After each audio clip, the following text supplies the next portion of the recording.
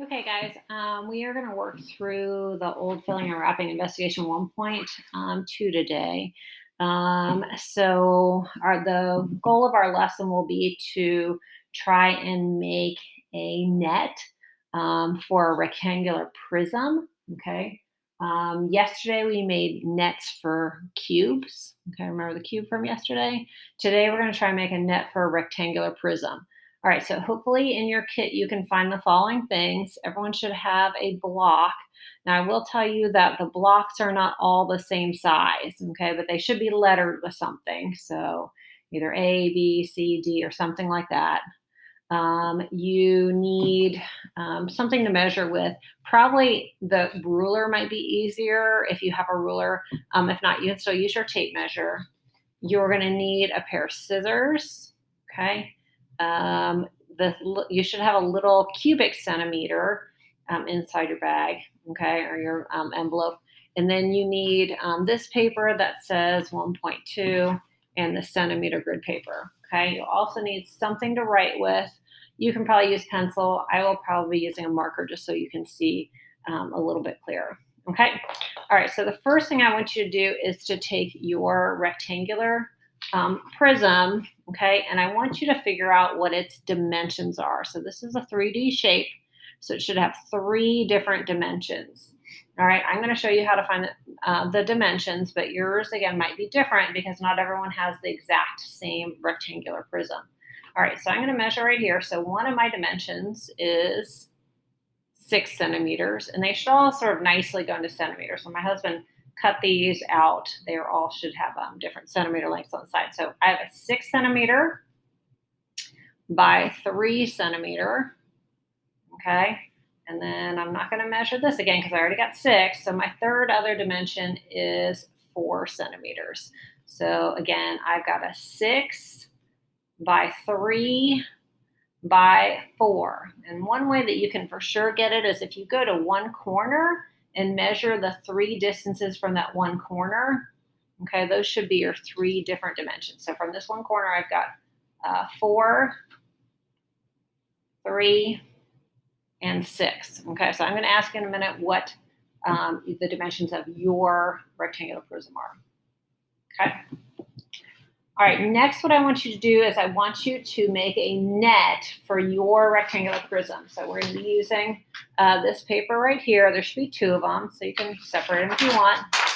All right, but we're going to try and see if we can make a 2-dimensional cutout that when we fold it together will actually make this shape, okay?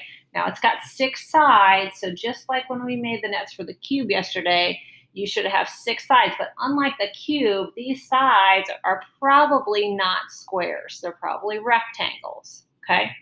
All right, so just think like you're kind of like you're wrapping a present here. So if you kind of lay your block on its end, I could see that, okay, here's this side right here is my 4 by 6. So I'm going to go ahead and draw a square that's 4 by 6. Okay, and again, yours might be a different size. That's one of my faces.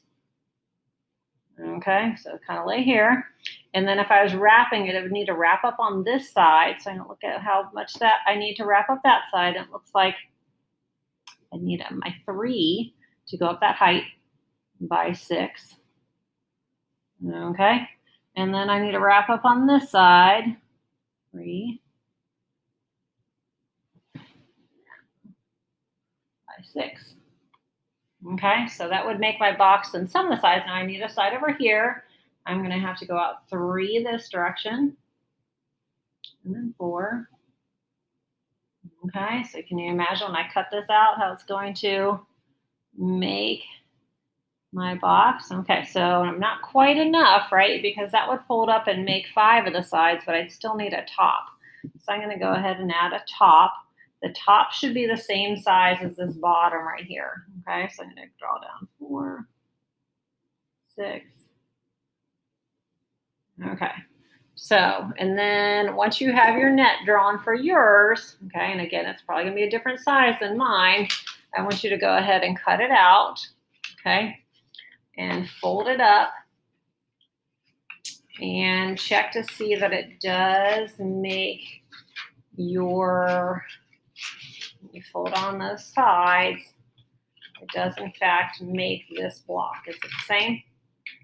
Okay, so it looks like mine would. Okay, and if you want to, if I kind of taped it together, you kind of see that. Okay. All right, so here, this is my net, my 2D shape that made the same 3D shape. Okay.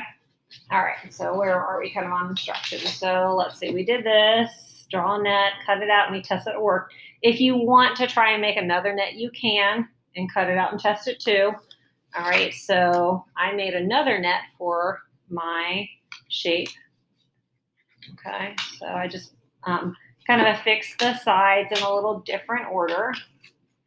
Okay, so but notice when I close that, this one and this one will also give me the same as my 3D shape. Okay, so the nets were just slightly different. So there's different ways that you could possibly put the faces, the 6 faces together to make your 3D shape.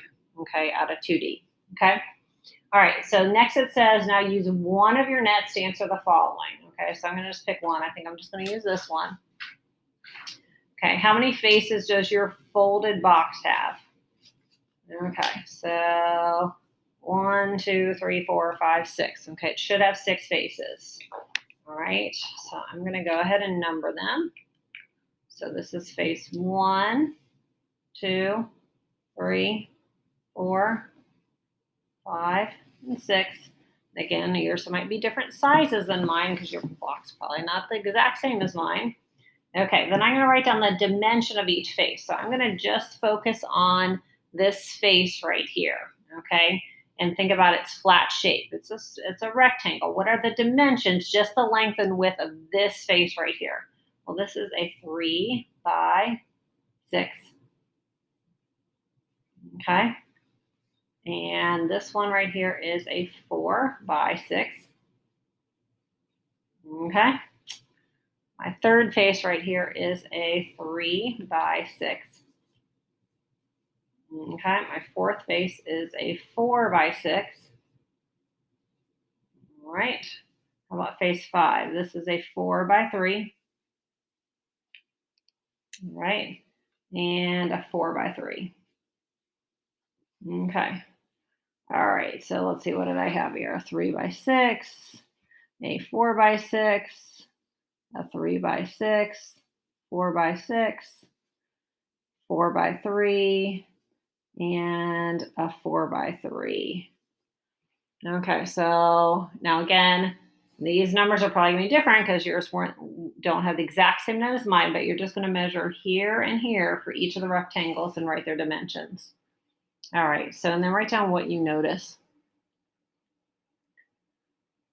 Okay, did you notice that all of the dimensions basically used, remember we originally said, what are the 3 dimensions of this shape? How it was a 3 by 4 by 6? All of these were pairings of that 3 by 4 by 6. Did you notice that if I think my original shape was a 3 by 4 by 6, I had a side that was 2 sides that were 3 by 4, so right here. 2 sides that were 4 by 6, so these two, and 2 sides that were 3 by 6. So I've got a pair, a 3 by 4, 2 of those. 4 by 6, I had 2 of those. And a 3 by 6, I had 2 of those. Okay? All right. And the other thing you might have noticed is that the sides that were the same were like across from each other, like or bottom and top, front and back, left side and right side. Okay, so that's those that end up being the same on a box. Okay, the opposite sides of your box end up having the same area. Okay, so now we're going to find the total area of our flat pattern. So I want to figure out what is the area of this whole shape right here. All right, now you could just start counting 1, 2, 3, 4, 5, 6, 7, 8, 9, 10, 11, 12, 13, 14, 15, 16, 17, 18. That might get a little tedious to count every little square. I wonder if you can find a faster way to do it. Okay, did you think a faster way would be to just find the area of each of the faces? Okay, like face 1 has an area of 18, because it's just a rectangle. Face 2 has an area of 24. Phase 3 has an area of 18. Phase 4 has an area of 24. And phase 5 has an area of 12. And phase 6 has an area of 12. And then what could I do with all those numbers? I could just simply add them up. All right. So you want to just do a quick sum of those things. I could just say, all right, 18 plus 24 plus 18 plus 24 plus 12 plus 12. What's the total area of all of my faces? That should be 108. Okay, so for mine, the total area of my flat pattern was 108 centimeters squared. That's how many square centimeters, okay, it would take to fold up and make my rectangular box. Okay, the number of squares. Okay, so just gonna add those together. Okay. All right, so in that, the name for that is the surface area. Okay, the surface area is the area of each of the sides of your solid. So the area of the top ended up being 24 squares to cover the top. The bottom was also 24. The front side was 18. The back side was 18. And these two sides were both 12. And I just added those together. Okay, so the next question is, if that's the surface area, what's the volume? How many cubic centimeters could I fill inside here? So if this is 1 cubic centimeter, how many of those would it take to actually make this shape? Okay, so I want you to think about for yours, how many it would take. All right, and for mine, I could fit, if I had a bunch of these little cubes, I could fit 24 of them on the bottom. And then how many layers of 24 could I do to fill it? Okay, so if I had a bunch of cubes, I could put 24 on the bottom, and then I could fill it 3 layers high. Okay, so to find the volume, how many would fit in here, I could take 4 times 6, which is how many cubes would fit on the bottom, and then I could multiply that by 3 to figure out how full it would get. Okay, so I could just do 4 times 6 times 3. Okay, and get that my volume, how many cubes fit inside, would be 72 cubic centimeters. So centimeters cubed, because it's how many little cubes fit inside. Okay, that's the volume of my box. Okay, so surface area is the amount of squares it would take to coat the outside, or the amount of squares it would take to make a pattern, to fold and make this 3D shape. The volume is how many little cubes it would take to actually make this shape, okay? Do you think that if I redid this whole problem with this net that it would make it, that it would change my answers? Okay, well, I hope you said no, because this would still have an area of 18, 24, 18, 24, 12, and 12. So it would still take the same amount of squares to build the box, and the amount of cubes that would fit inside would still be the same amount. All right, so that's one way to think about how to calculate the surface area of a rectangular prism, okay?